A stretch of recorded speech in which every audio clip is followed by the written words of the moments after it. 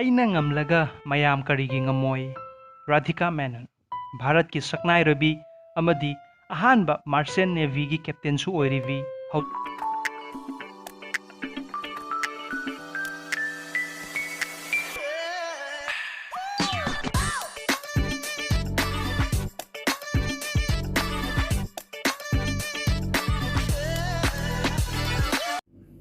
ꯑꯍꯥꯟꯕꯃꯛꯇꯗ block ꯑꯁꯤꯕꯨ ꯌꯦꯡꯕꯤꯔꯤꯕ ꯃꯤꯄꯨꯝ ꯈꯨꯗꯤꯡꯃꯛꯄꯨ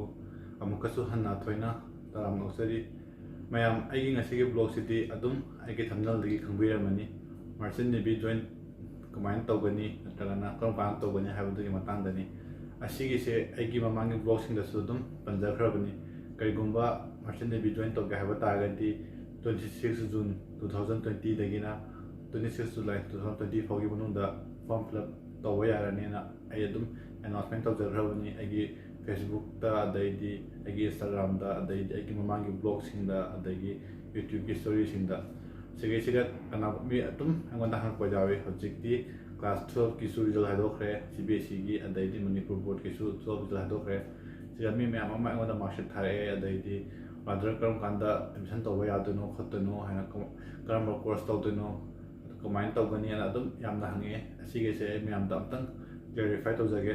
ꯍꯟꯗꯛ ꯐꯣꯔꯝ ꯐꯤꯜ ꯑꯞ ꯊꯥꯔꯤꯁꯦ ꯑꯩꯈꯣꯏꯅ ꯀꯔꯤꯒꯨꯝꯕ ꯗꯤꯄ꯭ꯂꯣꯃꯥ ꯏꯟ ꯅꯣꯇꯤꯀꯦꯜ ꯁꯥꯏꯟꯁ ꯅꯠꯇ꯭ꯔꯒꯅ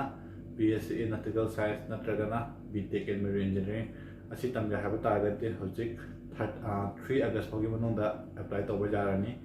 ꯑꯁꯤꯒꯤ ꯑꯦꯛꯖꯥꯝꯁꯦ ꯍꯧꯖꯤꯛ ꯔꯤꯃꯔ ꯑꯣꯏꯅ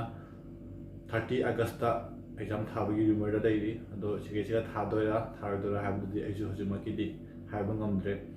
ꯑꯦꯗꯃꯤꯠ ꯀꯥꯔꯗ ꯂꯥꯛꯇ꯭ꯔꯤꯕꯅꯤꯅ ꯑꯦꯗꯃꯤꯠ ꯀꯥꯔꯗ ꯂꯥꯛꯑꯀꯥꯟꯗ ꯐꯖꯅ ꯈꯪꯒꯅꯤꯅ ꯈꯜꯂꯦ꯫ ꯑꯗꯣ ꯀꯔꯤꯒꯨꯝꯕ ꯅꯣꯏ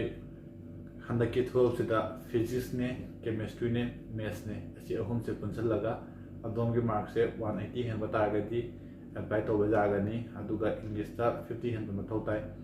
ꯀ꯭ꯂꯥꯁ 10ꯗꯁꯨ ꯑꯗꯩꯗꯤ ꯀ꯭ꯂꯥꯁ 12ꯇꯁꯨ꯫ ꯑꯗꯨꯒ ꯑꯗꯣꯝꯒꯤ ꯆꯍꯤꯅ ꯆꯍꯤ 17ꯗꯒꯤꯅ ꯆꯍꯤ 25 ꯐꯥꯎꯒꯤ ꯃꯅꯨꯡꯗ ꯂꯩꯕ ꯇꯥꯔꯒꯗꯤ ꯑꯦꯄ꯭ꯂꯥꯏ ꯇꯧꯕ ꯌꯥꯒꯅꯤ꯫ ꯑꯗꯨꯒ ꯑꯁꯤ ꯐꯣꯔꯝ ꯐꯤꯜ ꯑꯞꯀꯤ ꯄꯩꯁꯥꯒꯤ ꯃꯃꯜꯅ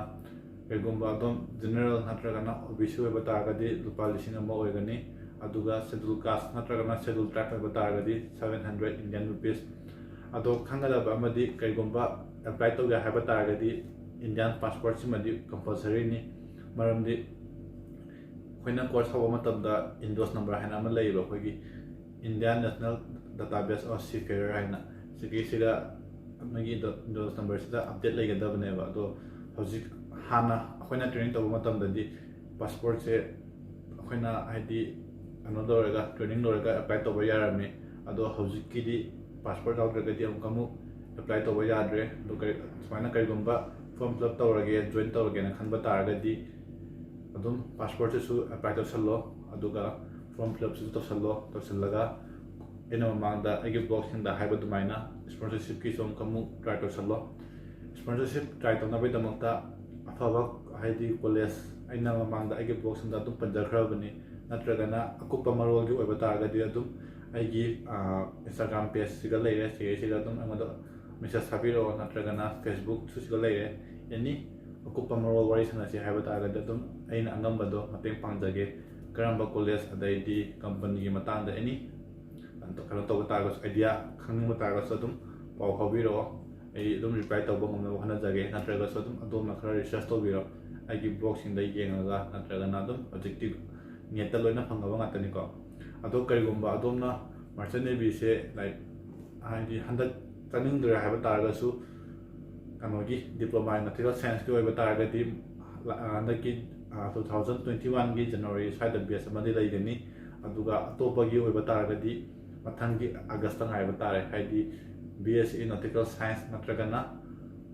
ꯀꯩꯅꯣꯒꯤ BTech ꯏꯟ ꯃꯦꯔꯤꯟ ꯏꯟꯖꯤꯅꯤꯌꯔꯤꯡꯒꯤ ꯁꯤꯗ ꯑꯣꯏꯕ ꯇꯥꯔꯒꯗꯤ ꯃꯊꯪ ꯆꯍꯤ ꯉꯥꯏꯕ ꯃꯊꯧ ꯇꯥꯔꯅꯤ꯫ ꯑꯗꯨꯒ ꯍꯥꯏꯗꯤ ꯃꯃꯥꯡꯗ ꯑꯩꯅ ꯄꯟꯈꯤꯕ ꯏꯂꯦꯛꯇ꯭ꯔꯣꯇꯦꯛꯅꯤꯀꯦꯜ ꯑꯣꯐꯤꯁꯥꯔꯒꯤ ꯀꯣꯔꯁ, ꯑꯗꯩꯗꯤ ꯒ꯭ꯔꯦꯖꯨꯋꯦꯠ ꯃꯦꯔꯤꯟ ꯏꯟꯖꯤꯅꯤꯌꯔꯤꯡꯒꯤ ꯀꯣꯔꯁ, ꯃꯣꯏꯒꯤꯅ ꯑꯃꯨꯛ ꯇꯣꯉꯥꯟꯈ꯭ꯔꯦ꯫ ꯁꯤꯒꯨꯝꯕ ꯇꯝꯕꯩ ꯃꯇꯝꯗꯗꯤ IMU CET ꯍꯥꯏꯕ ꯑꯦꯛꯖꯥꯝꯁꯦ ꯊꯥꯕꯒꯤ ꯃꯊꯧ ꯇꯥꯗ꯭ꯔꯦ꯫ ꯃꯔꯝ ꯑꯁꯤꯅ ꯀꯔꯤꯒꯨꯝꯕ ꯑꯩꯅ ꯍꯥꯏꯅꯤꯡꯕꯗꯤ ꯀꯔꯤꯒꯨꯝꯕ ꯑꯗꯣꯝꯅ ꯑꯦꯗꯃꯤꯁꯟꯁꯦ ꯍꯥꯏꯗꯤ ꯐꯣꯔꯝ ꯐꯤꯜ ꯑꯞ ꯇꯧꯕ ꯇꯥꯔꯒꯗꯤ ꯀꯣꯂꯦꯖ 2-3ꯗ ꯀꯩꯅꯣ ꯇꯧꯕꯤꯔꯣ, ꯄꯥꯎ ꯐꯥꯎꯅꯕꯤꯔꯣ꯫ ꯑꯗꯨꯒ ꯀꯣꯂꯦꯖꯁꯤꯡꯗꯨꯒ ꯂꯤꯡ ꯑꯞ ꯂꯩꯅꯕ ꯀꯝꯄꯅꯤ ꯑꯩꯅ ꯁꯝꯅ ꯍꯥꯏꯔꯕꯗ ꯑꯩꯅ ꯄꯟꯈꯤꯕ ꯑꯦꯡꯒ꯭ꯂꯣ ꯋꯦꯁꯇꯔꯟꯒꯨꯝꯕ ꯑꯗꯩꯗꯤ ꯁꯤꯞꯄꯤꯡ ꯀꯣꯔꯄꯣꯔꯦꯁꯟ ꯑꯣꯐ ꯏꯟꯗꯤꯌꯥ ꯃꯣꯏꯒꯤ ꯀꯩꯅꯣꯗꯨꯅ ꯀꯣꯂꯦꯖꯀꯤ ꯃꯃꯤꯡꯅ ꯃꯦꯔꯤꯇꯥꯏꯝ ꯇ꯭ꯔꯦꯅꯤꯡ ꯏꯟꯁꯇꯤꯇ꯭ꯌꯨꯠ ꯀꯣ ꯑꯗꯩꯗꯤ ꯇꯣꯂꯥꯅꯤ ꯃꯦꯔꯤꯇꯥꯏꯝꯒꯨꯝꯕ IMI ꯒꯨꯝꯕ ꯑꯗꯨꯝ ꯑꯩꯅ ꯍꯥꯏꯈꯤꯕ ꯏꯟꯇꯔꯅꯦꯁꯅꯦꯜ ꯀꯩꯅꯣꯅ ꯃꯦꯔꯤꯇꯥꯏꯝ ꯌꯨꯅꯤꯚꯔꯁꯤꯇꯤꯅ ꯑꯦꯄ꯭ꯔꯨꯞ ꯇꯧꯕ ꯑꯦꯐꯤꯂꯦꯇꯦꯠ ꯑꯣꯏꯕ ꯀꯣꯂꯦꯖꯇ ꯑꯗꯨꯝ ꯇ꯭ꯔꯥꯏ ꯇꯧꯁꯟꯕꯤꯔꯣ ꯑꯗꯨꯝ ꯀꯣꯂꯦꯖꯁꯤ ꯑꯐꯕ ꯃꯌꯥꯝ ꯑꯃ ꯂꯩ ꯑꯗꯣ ꯁ꯭ꯄꯣꯟꯁꯔꯁꯤꯞ ꯑꯦꯄ꯭ꯂꯥꯏ ꯇꯧꯕꯤꯌꯣ ꯀꯔꯤꯒꯨꯝꯕ ꯁ꯭ꯄꯣꯟꯁꯔꯁꯤꯞꯁꯦ ꯑꯦꯄ꯭ꯂꯥꯏ ꯇꯧꯅꯤꯡꯗꯕ ꯇꯥꯔꯒꯗꯤ ꯑꯐꯕ ꯀꯝꯄꯅꯤ ꯍꯥꯏꯕ ꯇꯥꯔꯒꯗꯤ ꯁꯤꯞꯄꯤꯡ ꯀꯣꯔꯄꯣꯔꯦꯁꯟ ꯑꯣꯐ ꯏꯟꯗꯤꯌꯥꯁꯤꯗ ꯀꯔꯤꯒꯨꯝꯕ ꯑꯗꯣꯝ IMU CETꯁꯤꯒ ꯔꯦꯡꯁꯦ ꯑꯗꯨꯝ ꯐꯖꯅ ꯂꯥꯛꯄ ꯇꯥꯔꯒꯗꯤ 500ꯀꯤ ꯃꯅꯨꯡꯗ ꯑꯗꯨꯃꯥꯏꯅ ꯂꯥꯛꯄ ꯇꯥꯔꯒꯗꯤ ꯀꯩꯅꯣ ꯇꯧꯕ ꯌꯥꯒꯅꯦꯕ ꯑꯦꯗꯃꯤꯁꯟ ꯐꯪꯒꯅꯤ ꯔꯦꯡꯁꯦ ꯐꯖꯗꯕ ꯇꯥꯔꯒꯗꯤ ꯑꯦꯗꯃꯤꯁꯟ ꯐꯪꯉꯔꯣꯏ ꯑꯗꯨꯒ nangna ꯆꯦꯁꯤꯒ IMU CET ꯄꯥꯁ ꯇꯧꯔꯦ ꯍꯥꯏꯅ ꯑꯗꯨꯝ ꯍꯔꯥꯎꯕ ꯌꯥꯗꯦꯕ ꯃꯔꯝꯗꯤ ꯁ꯭ꯄꯣꯟꯁꯔꯁꯤꯞꯁꯦ ꯌꯥꯝꯅ ꯃꯔꯨꯅꯦꯕꯀꯣ ꯃꯔꯝ ꯑꯁꯤꯅ ꯍꯥꯏꯗꯤ ꯀꯣꯂꯦꯖ ꯑꯐꯕꯗ ꯀꯣꯔꯁ ꯑꯦꯗꯃꯤꯁꯟ ꯇꯧꯅꯕꯒꯤ ꯀꯣꯔꯁꯇꯣ ꯕꯨꯀꯤꯡ ꯇꯧꯕꯤꯔꯣ ꯑꯗꯨꯒ ꯍꯥꯏꯗꯤ ꯕꯨꯀꯤꯡ ꯇꯧꯕ ꯇꯥꯔꯒꯗꯤ ꯃꯣꯏꯗ ꯑꯗꯨꯝ ꯄꯥꯎ ꯐꯥꯎꯅꯕꯤꯔꯣ ꯅꯣꯏ ꯀꯔꯤ ꯀꯝꯄꯅꯤꯒ ꯂꯤꯡ ꯑꯞ ꯂꯩꯅꯒꯦ ꯁ꯭ꯄꯣꯟꯁꯔꯁꯤꯞꯀꯤ ꯀꯃꯥꯏꯅ ꯇꯧꯒꯦ ꯈꯣꯠꯀꯦꯅ ꯑꯗꯣ ꯃꯣꯏꯅ ꯂꯣꯏꯅ ꯒꯥꯏꯗ ꯇꯧꯔꯛꯑꯅꯤ ꯁꯨꯃꯥꯏꯅ ꯁ꯭ꯄꯣꯟꯁꯔꯁꯤꯞ ꯁꯨꯃꯥꯏꯅ ꯇꯧ ꯍꯥꯏꯗꯤ ꯁ꯭ꯄꯣꯟꯁꯔꯁꯤꯞꯀꯤ ꯀꯩ ꯍꯥꯏꯅꯤ ꯃꯣꯏꯒꯤ ꯑꯦꯛꯖꯥꯝ ꯂꯩꯌꯦꯕ ꯑꯣꯟꯂꯥꯏꯟ ꯇꯦꯁ ꯇꯧꯅꯤꯕ ꯁ꯭ꯄꯣꯟꯁꯔꯁꯤꯞ ꯊꯥꯅꯕꯒꯤꯗꯃꯛꯇ ꯑꯗꯩꯗꯤ ꯁꯥꯏꯀꯣꯃꯦꯇ꯭ꯔꯤक ꯇꯦꯁ ꯍꯥꯏꯅ ꯂꯩꯔꯛꯑꯅꯤ ꯑꯗꯩꯗꯤ ꯃꯣꯏꯒꯤ ꯏꯟꯇꯔꯚ꯭ꯌꯨ ꯑꯃꯨꯛ ꯀꯧꯔꯛꯑꯅꯤ ꯑꯗꯩꯗꯤ ꯃꯦꯗꯤꯀꯦꯜ ꯑꯃꯨꯛ ꯂꯩꯔꯛꯑꯅꯤ ꯁꯨꯃꯥꯏꯅ ꯄ꯭ꯔꯣꯁꯦꯁꯁꯨ ꯌꯥꯝ ꯁꯥꯡꯕꯅꯤꯅ ꯑꯗꯨꯝ ꯃꯣꯏꯅꯁꯨ ꯒꯥꯏꯗ ꯇꯧꯕꯤꯔꯛꯑꯅꯤ ꯀꯔꯤꯒꯨꯝꯕ ꯑꯦꯅꯤ ꯗꯥꯎꯠ ꯂꯩꯕ ꯇꯥꯔꯒꯁꯨ ꯑꯩꯉꯣꯟꯗ ꯍꯪꯕꯤꯔꯛꯑꯣ ꯑꯗꯨꯒ ꯃꯥꯔꯆꯦꯟ ꯅꯦꯚꯤꯁꯦ ꯆꯪꯁꯤꯔꯥ ꯆꯪꯉꯣꯏꯁꯤꯔꯥ ꯑꯗꯨꯃꯥꯏꯅ ꯈꯟꯕ ꯇꯥꯔꯒꯗꯤ ꯑꯗꯨꯝ ꯑꯩꯅ ꯃꯃꯥꯡꯗ ꯄꯟꯈꯤꯕ ꯑꯗꯨꯃꯥꯏꯅ BTech in Marine Engineeringꯒꯨꯝꯕ ꯑꯗꯩꯗꯤ BTech in Electrical Engineeringꯒꯨꯝꯕ ꯇꯝꯃꯨꯔꯒ ꯍꯥꯏꯗꯤ ꯃꯣꯏꯒꯤ ꯗꯤꯒ꯭ꯔꯤꯗꯣ ꯄꯥꯏꯔꯕ ꯃꯇꯨꯡꯗ ꯑꯃꯨꯛꯀ ꯃꯥꯔꯆꯦꯟ ꯅꯦꯚꯤꯗ ꯂꯥꯛꯀꯦ ꯍꯥꯏꯔꯒꯁꯨ ꯀꯩꯁꯨ ꯀꯥꯏꯗꯦ ꯑꯗꯣ ꯑꯗꯨꯝ ꯑꯗꯣꯝꯒꯤ ꯆꯣꯏꯁꯅꯤ ꯀꯔꯤꯒꯨꯝꯕ ꯖꯣꯏꯟ ꯇꯧꯅꯤꯡꯕ ꯇꯥꯔꯒꯗꯤ ꯍꯧꯖꯤꯛ 3 ꯑꯥꯒꯁ ꯐꯥꯎꯒꯤ ꯃꯅꯨꯡꯗ ꯀꯩꯅꯣ ꯇꯧꯕꯤꯔꯣ ꯑꯦꯄ꯭ꯂꯥꯏ ꯇꯧꯕꯤꯔꯣ ꯑꯗꯨꯒ ꯁ꯭ꯄꯣꯟꯁꯔꯁꯤꯞ ꯑꯦꯄ꯭ꯂꯥꯏ ꯇꯧꯕꯤꯔꯣ ꯑꯁꯤ ꯍꯥꯏꯔꯒ ꯃꯇꯥꯡ ꯑꯁꯤꯗ ꯂꯣꯏꯁꯤꯟꯖꯔꯒꯦ ꯑꯩꯅ ꯉꯝꯂꯒ ꯃꯌꯥꯝ ꯀꯔꯤꯒꯤ ꯉꯝꯃꯣꯏ ꯔꯥꯙꯤꯀꯥ ꯃꯦꯅꯟ ꯚꯥꯔꯠꯀꯤ ꯁꯛꯅꯥꯏꯔꯕꯤ ꯑꯃꯗꯤ ꯑꯍꯥꯟꯕ ꯃꯥꯔꯆꯦꯟ ꯅꯦꯚꯤꯒꯤ ꯀꯦꯞꯇꯦꯟꯁꯨ ꯑꯣꯏꯔꯤꯕꯤ ꯍꯧꯖꯤꯛꯅ ꯅꯦꯚꯦꯜ ꯑꯣꯐꯤꯁꯔ 2016ꯗ IMO ꯍꯥꯏꯕꯗꯤ ꯏꯟꯇꯔꯅꯦꯁꯅꯦꯜ ꯃꯦꯔꯤꯇꯥꯏꯝ ꯑꯣꯔꯒꯅꯥꯏꯖꯦꯁꯟꯅ ꯁꯃꯨꯗ꯭ꯔꯗ ꯉꯥ ꯐꯥꯕ ꯃꯤꯑꯣꯏ 8ꯄꯨ ꯊꯋꯥꯏ ꯈꯨꯕꯥꯛꯇ ꯍꯥꯞꯂꯒ ꯀꯟꯕꯤꯈꯤꯕ ꯁꯤꯒꯨꯝꯕ ꯊꯧꯅꯥ ꯂꯩꯔꯤꯕꯤ ꯑꯃꯗꯤ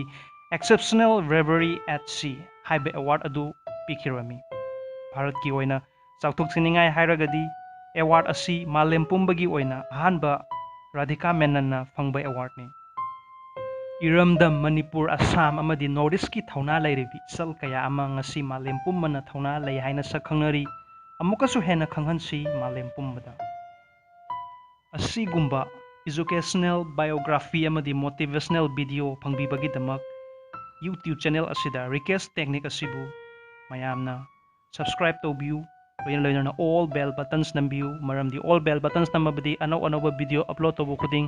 ꯏꯁꯥꯒꯤ ꯗꯤꯚꯥꯏꯁꯇ ꯐꯪꯕꯤꯒꯅꯤ ꯂꯣꯏꯅꯅ ꯂꯥꯏꯛ ꯇꯧꯕꯤꯔꯛꯎ ꯀꯃꯦꯟ ꯇꯧꯕꯤꯌꯨ ꯑꯃꯗꯤ WhatsApp Facebook ꯁꯦꯌꯔ ꯇꯧꯕꯤꯌꯨ ꯁꯣ ꯃꯌꯥꯝꯕꯨ ꯔꯤꯀꯦꯁꯅ ꯍꯟꯅ ꯈꯣꯏꯔꯝꯖꯔꯤ